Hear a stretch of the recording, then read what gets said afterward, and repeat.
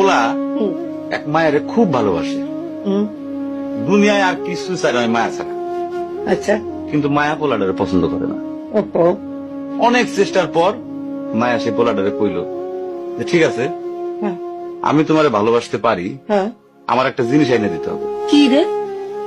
পোলাটা তখন কইল যে তোমারে পাওয়ার লিগা আমি দুনিয়ার যে কোনো জায়গা থেকে যে কোনো জিনিস এনে দিতে পারি। হ্যাঁ, হ্যাঁ, মায়েরা তখন কইল তুমি তোমার মায়ের কইলজাটা আমার আইনা কি শুনোই না। গল্প শোনালি দিদু? পোলা তখন দৌড়াইতে দৌড়াইতে তার মায়ের কাছে গেল, হ্যাঁ, মারে যায় কইল হ্যাঁ, মা আমি একটা মায়ের ভালোবাসছি, আমি তার ছাড়া বাঁচিনি, হ্যাঁ, কিন্তু ওই মায়া আমার একটা জিনিস নিয়ে যাইতে কইছে, সেটা হলো তোমার কলিজা। তুমি যদি তোমার কলিজাটা আমার দাও, ওই মায়াটা কলিজাটা পাইলে আমার ভালোবাসবে।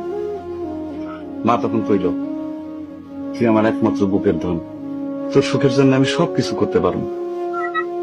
পরে মা বুকটা ফাইরা কলিজাটা বাইর করে পোলার হাতে দিল। আরে মা, পোলাটা কলিজাটা হাতে পাইয়া যে কি খুশি, মা দৌড়াইতেছে দৌড়াইতেছে দৌড়াইতেছে, দৌড়াইতে দৌড়াইতে হঠাৎ রাস্তার মধ্যে উষ্টা খাইয়া পড়ে গেছে। হাতের কলিজাটা হাতের থেকে ছুইটা রাস্তার মধ্যে পড়ছে। তখন মায়ের কলিজাটা কইতেছে ব্যথা পাইছো বাজান?